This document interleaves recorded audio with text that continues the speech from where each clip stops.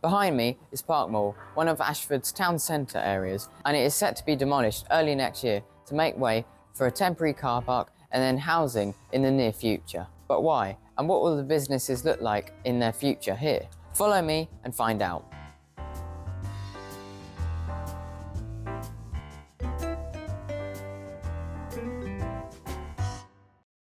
It was in 1987 that Park Mall was developed, along with a multi-storey car park to accommodate for the growing number of cars on the road. The area was well known, housing businesses like Wilko's, Pound Stretcher and Next.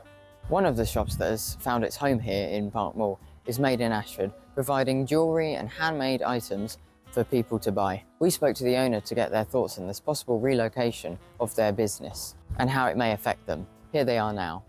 Hi, I'm Melissa Dawkins and I run Made in Ashford and the Craft Ship. What are your thoughts on the demolition of Park Mall?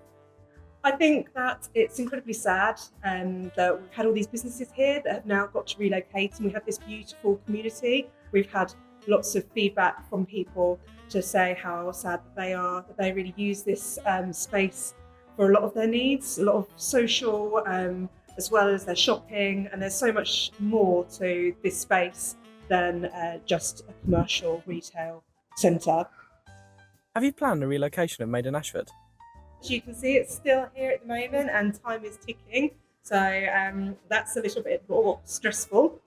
But we do have a plan for that. We're hoping to relocate into County Square. How do you think this change might affect your business?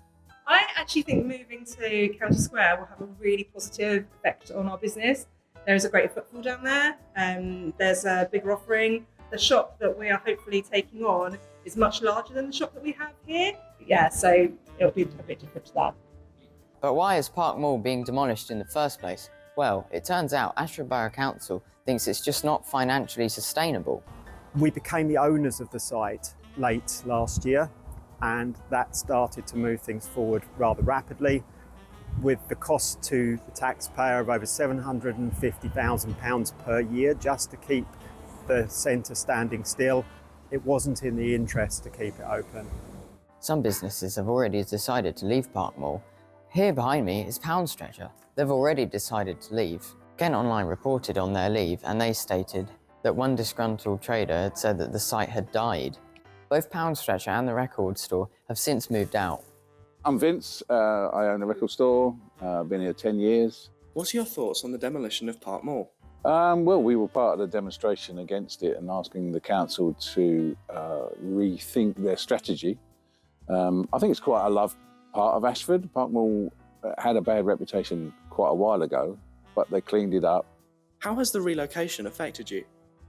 Obviously, it's killed it for about 4 weeks. Having found the location, signed the lease, the overall effect of having to move the stuff, because you can't just pick it up and move it, it's too heavy. So you have to take it down, dismantle, put it back together, put it back in. So you effectively move it 4 times. But they won't be the only ones. Made in Ashford and every other shop in this site has been told that they are to leave by January 9th next year in 2026. And they are reportedly being given £10,000 to support their businesses' futures. So businesses have received the support that we can give them.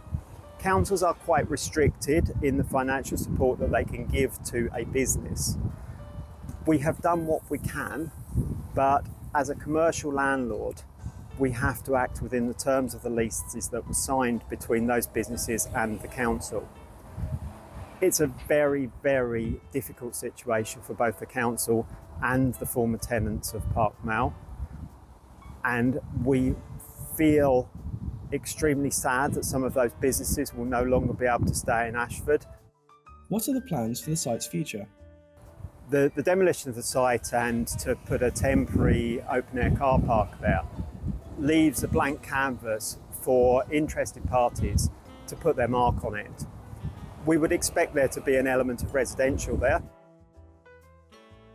Currently, that is all we know about Park Mall and what its future will hold. So it'll be interesting to see how it turns out in the near future and what will happen to the site. Thank you for watching and goodbye.